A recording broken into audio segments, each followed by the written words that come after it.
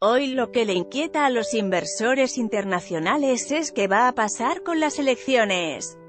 En el comienzo del último año de Cambiemos, la economía doméstica pasa por su peor momento. Eso es explotado naturalmente por los partidos de la oposición que aspiran a sucederlo, mientras que desde el oficialismo no muestran capacidad de reacción y solo esperan a que a partir del segundo trimestre, cuando la comparación con lo peor del año anterior empiece a dar indicios de salida de la recesión, aunque sin llegar a recuperar el terreno perdido. Mientras tanto, los mercados se mueven al ritmo de dos variables que se muestran contrarias a mejorar el panorama del corto plazo: la cotización del dólar y el nivel de las tasas de interés, con sus consecuentes efectos sobre el índice de riesgo país. El primero contribuye a exacerbar la inflación y el segundo a deprimir la actividad y el empleo, y ambos llevan a empinar el ya elevadísimo nivel de pobreza de la población. Frente a ese cuadro, Infobae entrevistó a quien fuera presidente del Banco Central en los primeros meses de la salida de la convertibilidad y actual vicepresidente del Banco Hipotecario, Mario Blecher, en su rol de reconocido economista internacional, pero también de activo partícipe de foros en todo el mundo que le permite estar al día en la percepción que tienen los grandes inversores sobre la realidad de la Argentina. Hace poco más de un año, cuando lo entrevisté semanas después de la fatídica conferencia de prensa del jefe de gabinete con el actual ministro de Hacienda, el ex de Finanzas, Luis Caputo, y el expresidente del Banco Central. Decía: en el exterior ven al gobierno más fortalecido que en diciembre 2017. Hoy, ¿cómo lo ven? Todo tiene que ver con la realidad política, aunque la económica también. Y hoy lo que le inquieta a los inversores internacionales es qué va a pasar con las elecciones. Uno puede hacer una exposición en PowerPoint, pero al final la pregunta que hacen es ¿qué va a pasar con las elecciones? Pero en general observo que son optimistas y pesimistas en el largo plazo. Hay de todo. Ahora, respecto de la Argentina, obviamente hay temor a un regreso del gobierno anterior, a las políticas del régimen anterior. Y como en cualquier otro país, la Argentina no puede funcionar bien si no hay inversión. Y en la función de inversión esperar tiene valor, a diferencia del consumo, porque si quiero comer algo deseo hacerlo ahora, pero si pienso en hundir capital en el proceso productivo puedo esperar más información, aunque si se espera demasiado se puede perder el negocio. Por eso se busca el momento óptimo, pero ese óptimo se ha extendido demasiado porque el inversor hoy se muestra reacio a invertir. Hoy en los inversores internacionales hay temor a un regreso del gobierno anterior, a las políticas del régimen anterior. Y como en cualquier otro país, la Argentina no puede funcionar bien si no hay inversión. ¿A qué atribuye esa actitud? A la incertidumbre que genera el año electoral y la creciente posibilidad de que vuelva el gobierno anterior, y con ello el cepo a varias áreas de la economía, o la decepción por los resultados de la política económica de Cambiemos. A la incertidumbre electoral, principalmente. Hoy hay una baja de la inversión por la incertidumbre política. Pero por otro lado hay más inversión de la que la gente cree, en particular en sectores como el energético, todo lo que tiene que ver con la agroindustria, también en lo que no se ve, no se construyen fábricas o ampliaciones de plantas, pero sí ha habido bastante en renovación de equipos, incorporación de tecnología moderna. Lo que pasa es que este gobierno ha sido malo para comunicar las malas noticias, y también las buenas, lo cual es un poco extraño. De todas formas, hay claro un problema de incertidumbre. Muchos inversores hacen el siguiente razonamiento: es cierto, hay una creciente probabilidad de que la Argentina no salga adelante, porque desde el punto de vista político pueden volver políticas antiinversión y anticrecimiento. Pero también es cierto que hay una probabilidad, no ínfima, de que el gobierno gane las elecciones. Si eso se da, los que se posicionaron ahora van a tener una ganancia extraordinaria. Hay más inversión de la que la gente cree, en particular en sectores como el energético, todo lo que tiene que ver con la agroindustria, también en lo que no se ve. No se construyen fábricas o ampliaciones de plantas, pero sí ha habido bastante en renovación de equipos, incorporación de moderna tecnología como vea. La oposición percibe que muchos están aprovechando este momento económico, que es el peor de la gestión Cambiemos comparado con lo mejor de los últimos 3 años, y genera un clima de angustia, de zozobra, de que el gobierno fracasó, porque sabe que a partir del segundo trimestre, cuando se produzca el fenómeno inverso de comparar aún pobres o malos indicadores presentes con lo peor del año previo, ya no podrá esgrimir esos argumentos con la misma fuerza. Escuché a gente de poliarquía, por ejemplo, ha habido un aumento muy grande del pesimismo, la gente es pesimista en cuanto a su futuro, en lo personal como del país en lo que respecta a la economía. Y eso es asumido por casi el 90% de la población, y la interpretación que hace es que eso es muy malo para el gobierno, pero yo no estoy seguro de que sea muy malo para Cambiemos, porque es mejor que la población esté pesimista y sorprenderla con un resultado que en general se percibirá como negativo, pero comparado con sus expectativas es bueno, que tenerla optimista y luego defraudarla. Un mismo resultado, un mínimo crecimiento de 1% sería magro en general, pero si esperaba 3% se transforma en un desastre, pero preveía recesión se convierte en un hecho positivo. Creo que eso es un poco lo que está pasando. Me da la sensación de que la economía va a estar un poco mejor en el segundo semestre que en el primero. No sé si mucho mejor, pero lo importante es que esté mejor de lo que la gente piensa y espera. Por eso no estoy tan seguro de que el pesimismo de hoy sea tan negativo para el gobierno.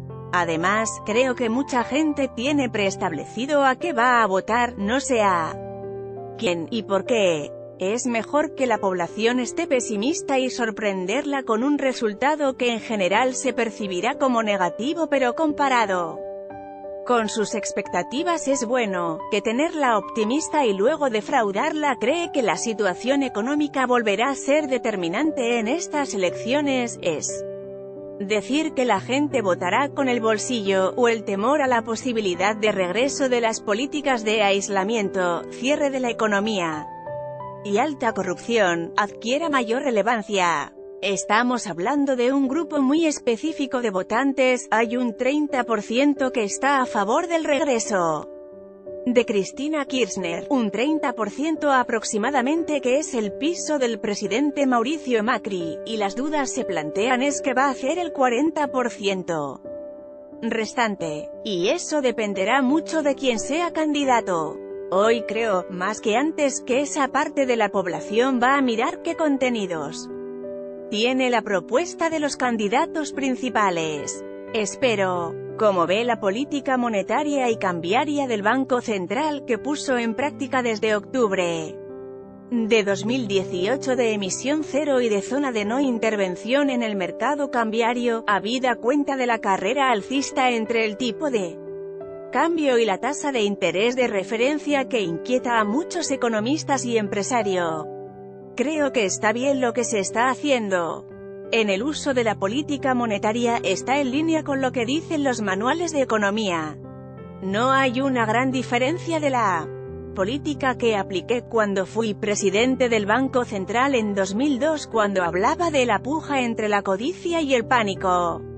Pero en este momento eso no va a resultar suficiente porque las expectativas están muy desancladas, y por tanto puede suceder cualquier cosa.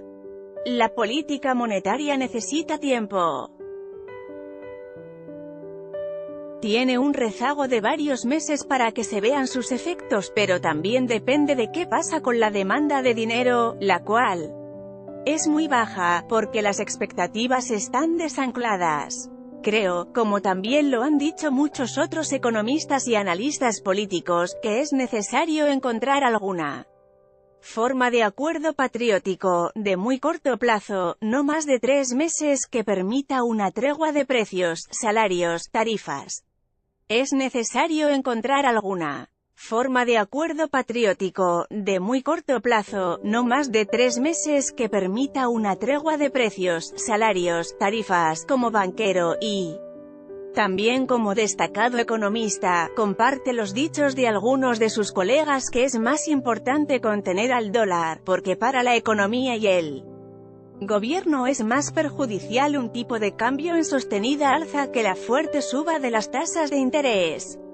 Creo que lo más importante es saber cuál es el objetivo. Si es estabilizar la economía, es muy difícil con un tipo de cambio fluctuando fuertemente, con niveles bajos que atraen a los capitales especulativos. Si el objetivo es crecer, entonces es otra historia. Lo más importante es saber cuál es el objetivo. Si es estabilizar la economía, es muy difícil con un tipo de cambio fluctuando fuertemente, con niveles bajos que atraen a los capitales especulativos.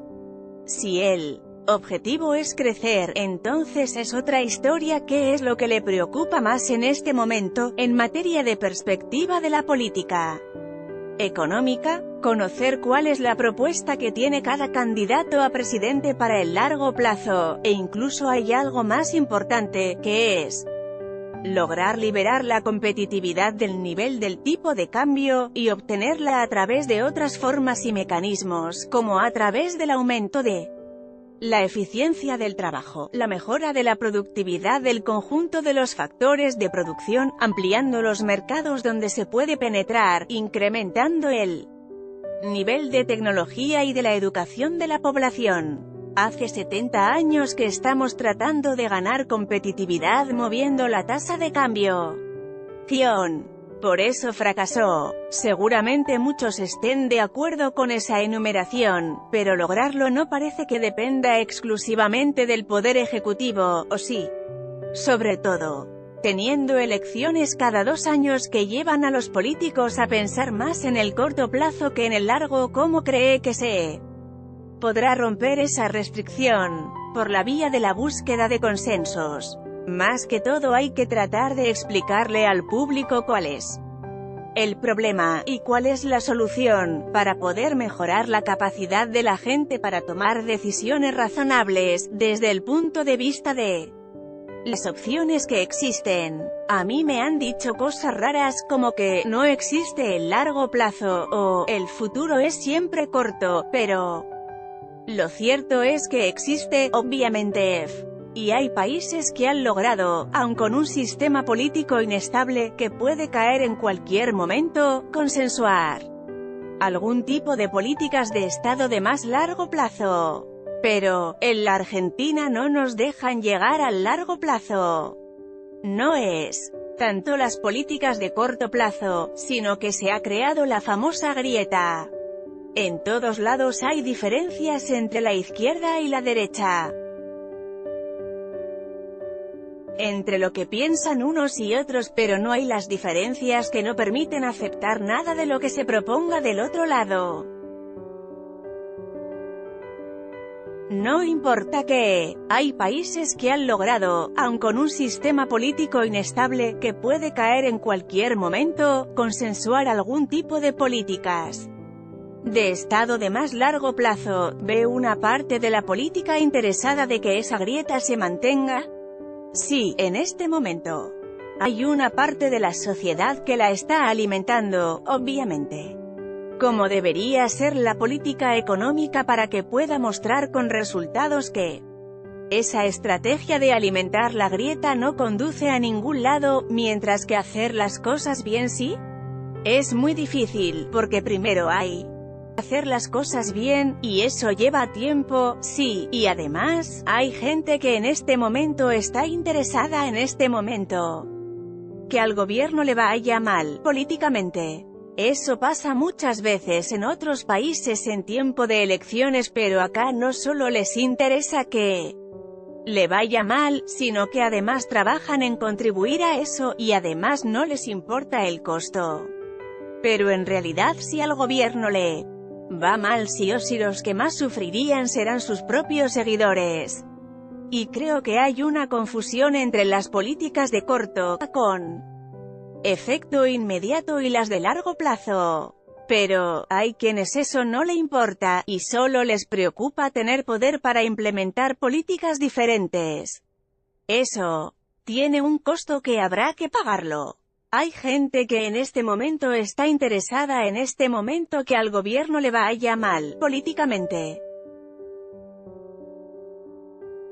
Eso pasa muchas veces en otros países en tiempo de elecciones, pero acá no solo les interesa que le vaya mal, sino que además trabajan en contribuir a eso, y además no les importa el costo. Como economista experimentado y por su función en el banco, que lo lleva a transitar por organismos y foros internacionales, financieros y empresarios, ¿por qué cree que la Argentina, pese a tener un acuerdo con el FMI que le da profundidad al plan financiero, incluso hasta el primer año del próximo gobierno, se sigue dependiendo tanto del humor internacional para determinar el nivel del tipo de cambio y de la tasa de interés?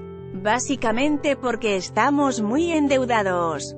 Esa parte es trágica. De toda la herencia del gobierno anterior, eso era lo único que se había salvado, porque había dejado un nivel de deuda bajo.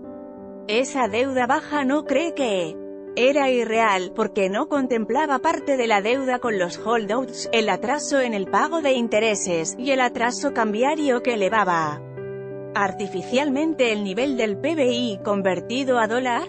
Seguro, de eso no tengo duda.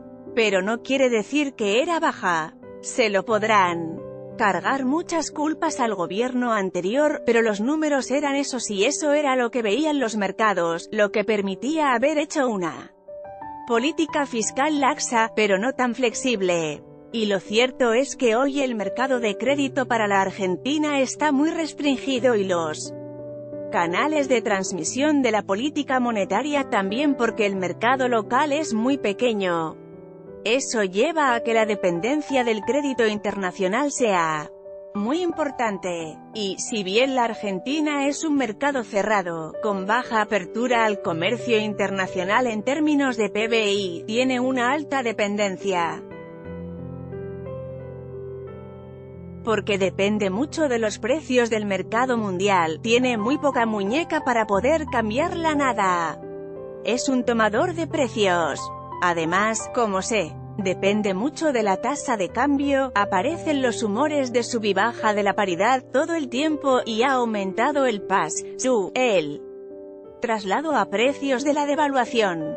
Hoy el mercado de crédito para la Argentina está muy restringido y los canales de transmisión de la política monetaria también, porque el mercado local es muy pequeño. Si pudiera volver el tiempo atrás, a comienzos de 2016, hubiera optado por la política de endeudamiento que eligió el gobierno para no cargar sobre la emisión monetaria el financiamiento del abultado déficit fiscal y correr el riesgo de caer en hiperinflación, o hubiese hecho lo contrario para que se reacomoden los desajustados precios relativos de tipo de cambio, tarifas y otros. Sé que Dios nos da muchas cosas, pero no la oportunidad de volver el tiempo atrás, y poder volver a hacer todo de nuevo y decidir cómo lo haría. Y aún teniendo esa posibilidad, no sería lo mismo porque contaría con toda la información que no tenía antes. Creo que definitivamente no hubiera adoptado las metas de inflación. Desde el principio fue un error, no por el nivel de la meta, sino el sistema, porque no está preparada la economía argentina para eso. ¿Qué ajustaría de la política económica actual? Sinceramente, me preocupa más el largo plazo que el corto. Para llegar ahí creo que hay que buscar un esfuerzo balanceado. Esa falta de balance ha sido siempre el gran problema. No se puede concentrar en lo monetario o en lo fiscal, debe estar equilibrado. Le voy a decir por lo que muchos me han criticado, en este momento. En un país como la Argentina, la independencia del Banco Central de la que tanto hablan es bastante irrelevante. Y no es que tiene o no tiene independencia del gobierno central, lo fundamental es la coordinación de las políticas macroeconómicas. Me parece que para mantener ciertas fricciones políticas se sacrifican esas cosas. Y vi un comentario de Milton Friedman, un impulsor del capitalismo y del libre mercado: los bancos centrales nunca son independientes, siempre dependen de la autoridad del Estado. Y cuando las dos partes quieren lo mismo, no hay conflicto y nadie habla de independencia. Pienso lo mismo.